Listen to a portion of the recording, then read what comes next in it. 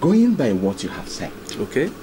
before All Progressive Congress, APC, came into power, Yeah. there were so many promises. Yes.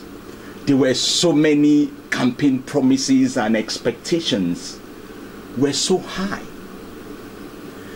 General Muhammadu Buhari said when he get to office, price of fuel would become 36 naira. The same thing they said, of course, every unemployed person will be taking 10,000 naira every month. So many things were said. Today, we are 2 years down the line. What has your party been able to do? What has the federal government been able to do? Do you think you have been able to live up to the promises that you made during your campaign? Yes, I will say yes, because I was part of that campaign and it's my party. And the scenario then was like, we were not at the center then. We were looking at the beautiful edifice that, yes, this country is blessed, is rich, is all and all. So when we won that election, when we got into the house, we realized there were no tables, no chairs, no facilities, nothing to work with. All the money is looted. And believe you me, if all those stolen money had been there by now, this country would have been what we thought it should be. But on getting there, of course, you can't do nothing without money. On getting there, we met an empty treasury, you all know. So all these things we promise we are going to do, yes, we promise we are going to do them, and we are striving to do them. But the starting point is that we met an empty house that we need to put in proper shape. It's just like you are given job to do, and on getting to office, no table, no chair, no computers, nothing to work with. Your first preoccupation is to make sure that you equip that office, you build it. Now, hold it like this. Yeah. You desired to have a change. Yeah. As a party that wanted to make a change, does it mean you do not have a roadmap? You do not make a prior, investigation, because you came up with some blueprints. You told us some things as a party. Yeah. You told us that, Nigeria is finished. Yeah. But when you get there, no matter what happens, you have what it takes to give us a better future. Yeah. Now, how come you're saying you never knew there was no chair, you never knew there was no table? Because we believed, Nigerians believed, that you had all what it takes. You have the blueprint of what Nigeria was then.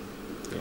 And you have the solution to give to Nigeria what we need. Yeah. So why are you coming up to say there was no chair, there was no table? It's just an analogy I'm giving you, because there is no outgoing government that opened the accounts of the government to the incoming government. Our democracy is still nascent. It hasn't gotten to there. What we know is that, yes, we have a lot of resources in this country. And with those resources, we should be able to turn this country around. And if you look at what we are doing now, even in rebuilding Nigeria, in revitalizing the economy of Nigeria, it will only take time. Because those sectors of economy that had been neglected in the past, when we were having oil boom, monies are supposed to have been channeled to agriculture, to develop solid minerals, so that by today, all those sectors of economy will be stabilized. But it was neglected. People were just taking oil money, looting oil money, and causing crisis in the Niger Delta, which by now we are trying to fix. And restivity in Niger Delta now, you see, has gone to the barest minimum without giving them even money. And with that, it's just going to take a little while, because it's not the day you plant cassava that you harvest it.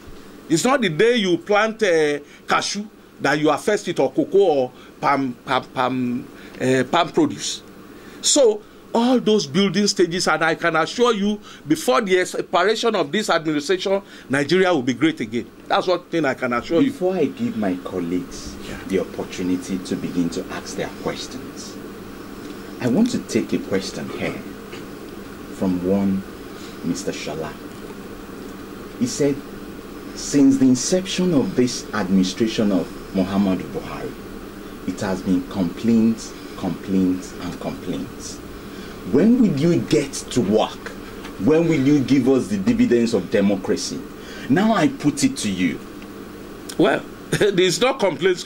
Before he appointed his ministers, he said he wants to do what he wants to take his time to actually give us people that will work within the shortest period of time and give us results.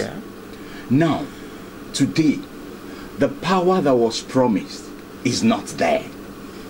The food that was promised is not also there. Then what is happening? Where are we going to? Well, if you say they are not there, maybe we are just being this thing I told you. They are there. How? They are there. Where is because, it?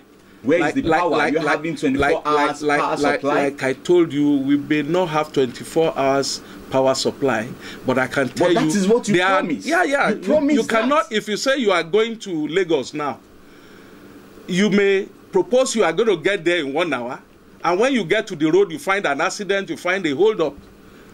Definitely, you won't be able to get there on time. There were hosts of, there are blockades on the road. I told you, all these monies that were stolen, if they were to be there, or if they had been recovered and put into power now, are you telling me we won't have more than 24 hours power? We will have more than enough. But the money to do all these things have been stolen.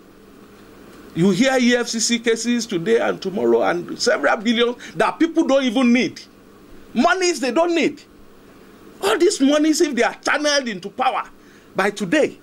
But you see, before we got there, we never knew all this. It's when we get there, we now begin to find out this person has taken so much, this person has taken so much. And honestly, they don't need those money for themselves. How much money does a human being need in his lifetime? That one person who owns something that if we share to each and every individual, each person will be getting like 10 million, 20 million. I mean, if these monies have been there. So, like I told you, if you say you are going to Lagos and in 1 hour you are going to get there, it's just a projection. And you actually meant it to get there. But you get to Ogiri, one trailer has crossed the road, there are blockades, there are this. Definitely you won't be able to get there. That is the situation we are in. There are blockades on the way. People have stolen money. People have destroyed this country, and it needs to be rebuilt. And people are working day and night. All these ministers that you are saying, go and look at them. They are not sleeping. Look at some of them has gone green. They are working day and night to make sure that this our dream is realized.